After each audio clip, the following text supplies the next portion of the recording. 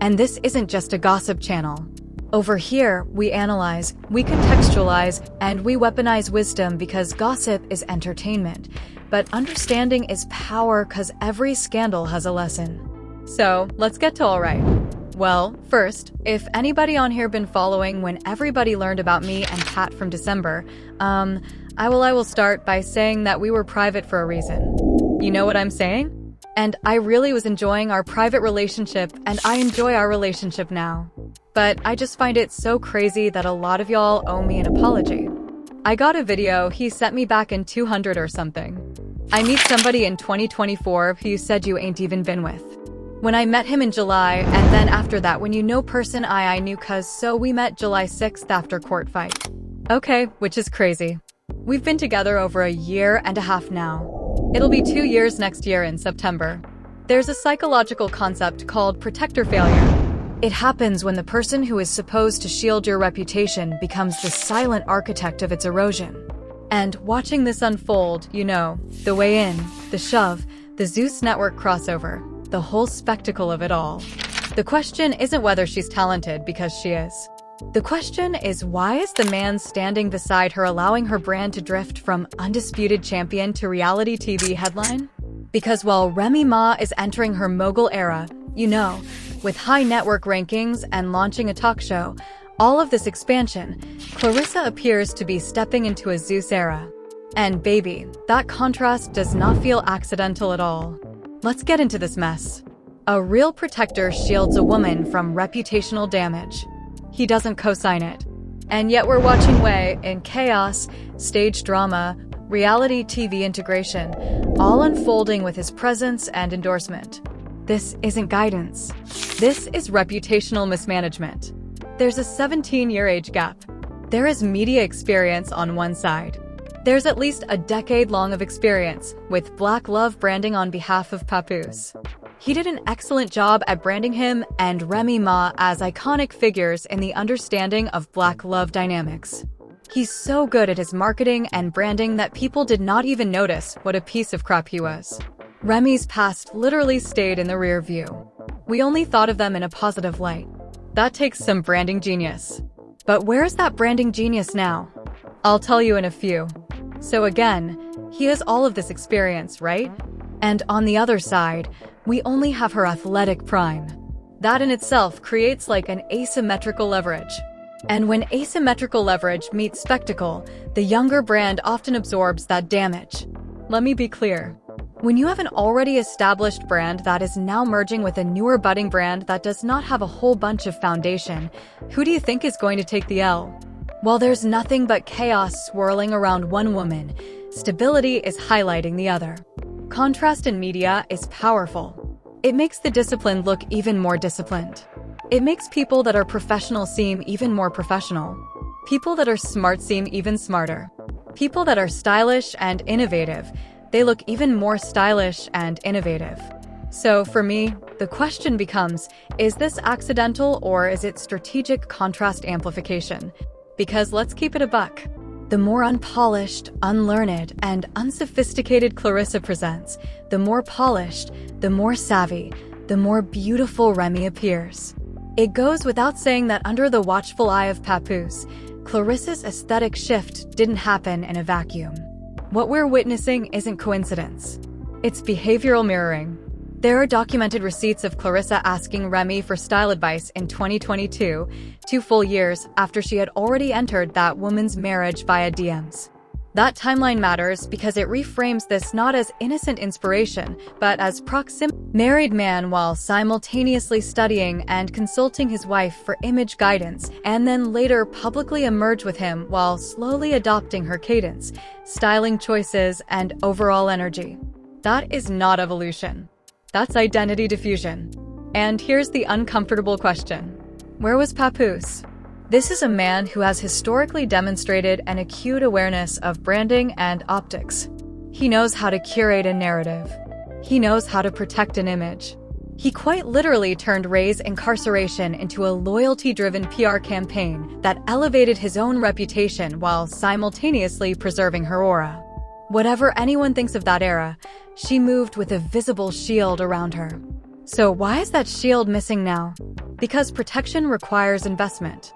Image stewardship requires an attachment, and you only guard what you value. So if Claressa is publicly morphing into the woman she replaced and it's happening unchecked, then either he doesn't see it, he doesn't care, or he benefits from this chaos. And that third possibility is the most psychologically revealing.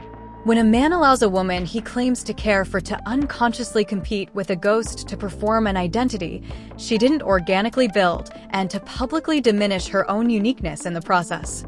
That is not protection. That's passive erosion. Remy, regardless of anyone's feelings, moved with containment. There was mystique. There was narrative discipline. There was an aura of management. Claressa is moving in comparison mode, and comparison is always louder than confidence. The real question is not if she's mimicking or not, because the receipts already speak.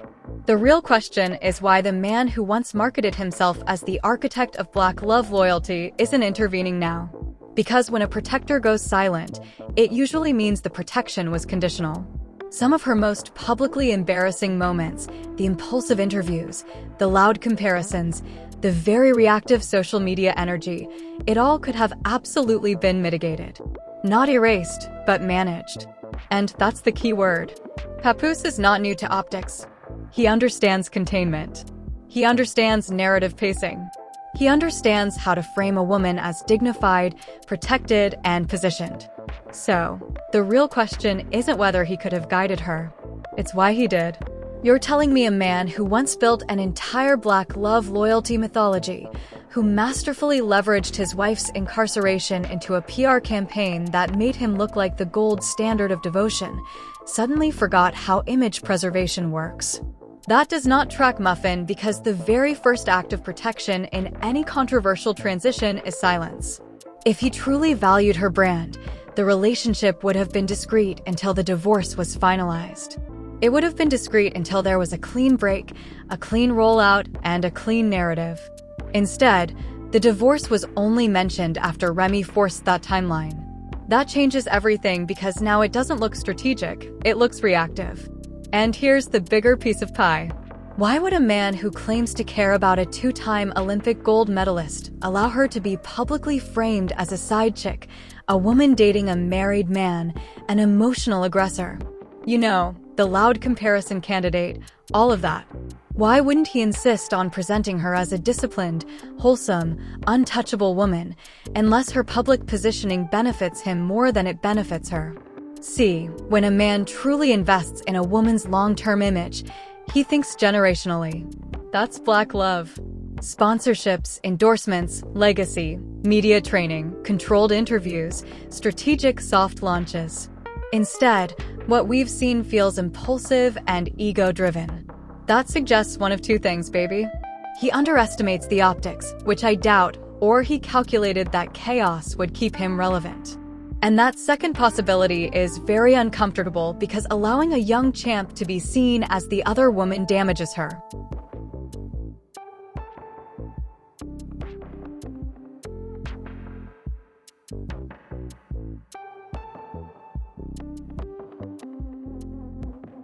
Commercial equity.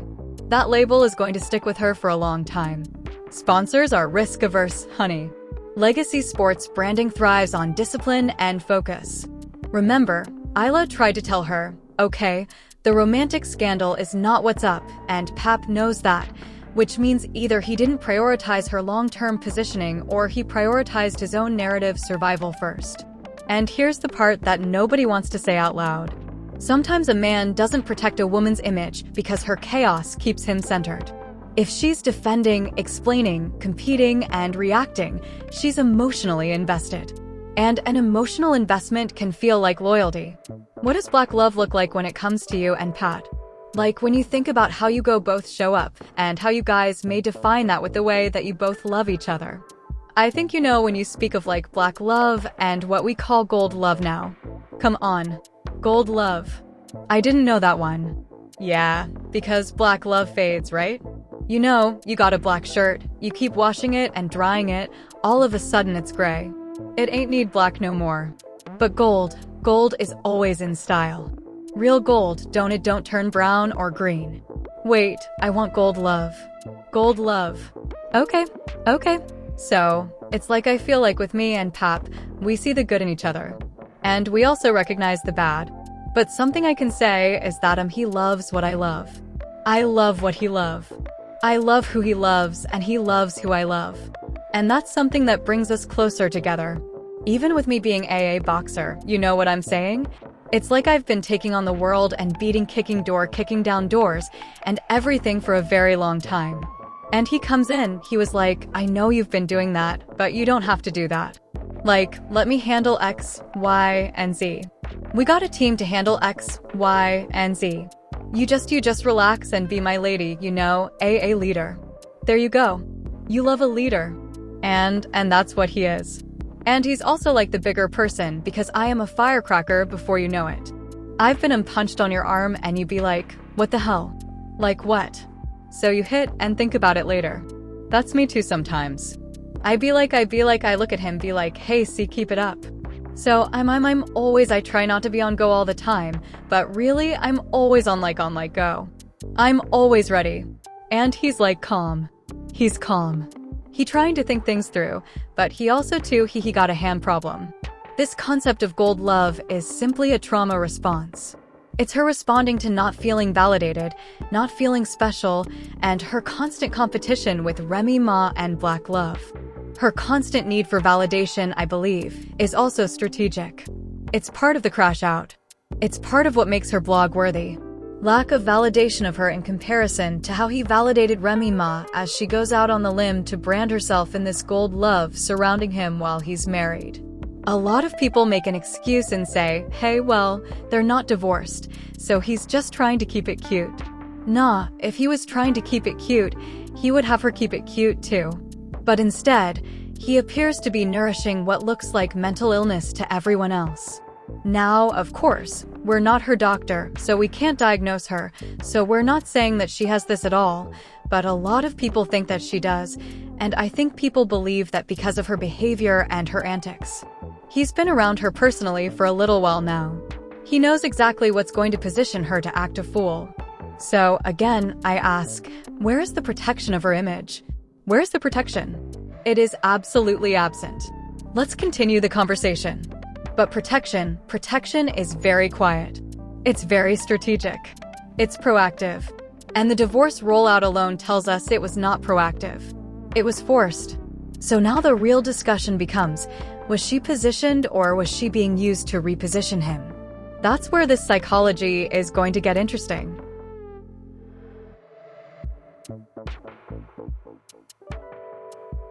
Now, this may be seen as a little petty, and trust me, I don't care.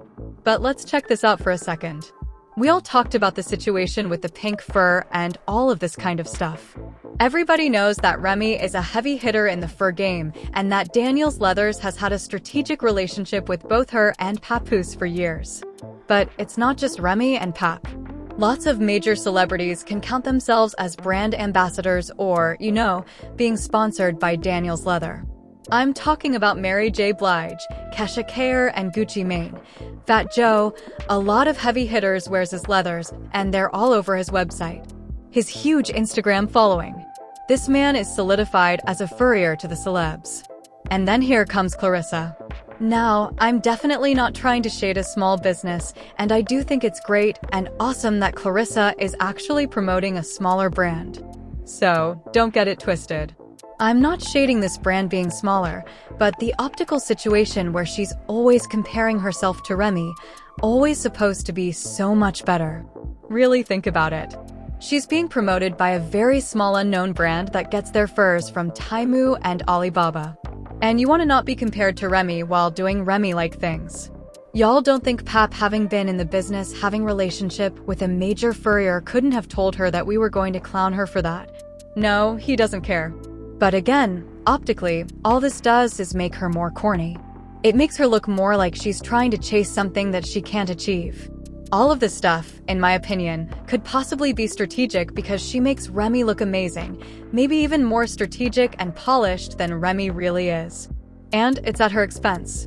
Only in Daniel's Leather you can have so many legends at the same time. So, Papoose had this jacket from Jeff like how many years ago, man? This is a year old actually. What year is that? Yeah, 2007. So in 2007, and now he wanted us to make it smaller because of course you look at Papu's size now. So man, this is like what's that? A 6X. Jeff, you remember when you made this in 2000 everybody, you could be like 120 pounds, and you still wear like a 6X. I remember people singing a lot of people call me and ask to make, so we're going to try our best to make it smaller now, right? Yeah, no problem. Let me tell you XL, right? Or yeah, or like a large. But listen, I allow you guys to decap. Nobody got more Jeff Hamilton jackets than me. I allow y'all to do it. I got okay, guys, you heard the challenge. I want to know who can compete with that. I really want to take it back. Y'all know how I used to do it, man. I mean, I love your work, brother. My dear followers, you know, I said there's matching and then there's Remy matching. So, just start from that. Can we start from here? Can I come close please so she can see? Sneakers. I mean, honestly, how long does it take to come up with this look? I really want to know. It doesn't take long. My closet kind of looks like this. No. I mean, do you serious? I see when you walk in, I'm like, what is going on in here? So, I got my jacket. I am so proud that she's wearing my label right now. Okay, go ahead. Tell us if I don't wear his stuff all the time, but okay. So, I have my jacket, right? I have in my closet, my sneaker closet, all my sneakers is lined up. So, I just go to the section where yellow is and I see which one matches. Total time. We ask you how long it takes. About what? 12 minutes maybe. I want to know if you guys believe that 12-minute or not. What? So, Papoose has been working with this Führer with all these celebrities for all these years, and he could not secure his boo a better brand deal. I mean, after all, she is the champ. This is embarrassing. It literally is exactly what it looks like. It is this man allowing her to chase Remy as a brand, but at her own expense. Again, this just makes...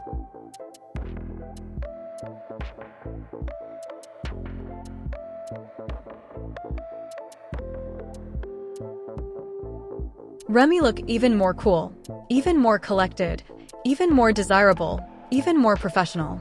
This literally makes her look like the winner. And shout out to Paps for helping Remy win again. And now we have the Zeus pivot, the Zeus orbit, if you will. And it's quite fascinating, baby, because on one hand, she is supposed to be the role model for black girls, and you know how she tries to shade Remy, saying, you know, I have never been to jail and all this kind of stuff. But she's literally positioning herself to be around people that go to jail. So, on one hand, she's like, oh yeah, I'm the example. I'm Little Miss Wholesome Olympic gold medalist. And on the other hand, she wants to give hood rat. So I don't know how many identities she is choosing to promote at one time, but I lost count. So the loudest version of her though isn't Olympic excellence. It's literally side chick drama. There's this concept. It's called identity foreclosure. And this is when someone prematurely locks into an identity that isn't fully integrated. And it's literally because it feels validating in the moment. So she will shapeshift into anything that she feels is popular or makes sense for the time. So sometimes people chase the version of themselves that gets attention faster than the version that builds legacy. And Zeus offers that fast validation. The Olympics built very slow credibility in her mind anyway. And those are not the same dopamine cycles. Okay, clearly the Zeus __ is what she wants. Even if you take the gloves off and me and Tiki was to fight, she'd be mad as hell after. I would break every bone in that girl face. Oh my gosh. Real I wouldn't even, and then it would be so unfair because how I would slam because I've done MMA. It'd be crazy. Stop playing.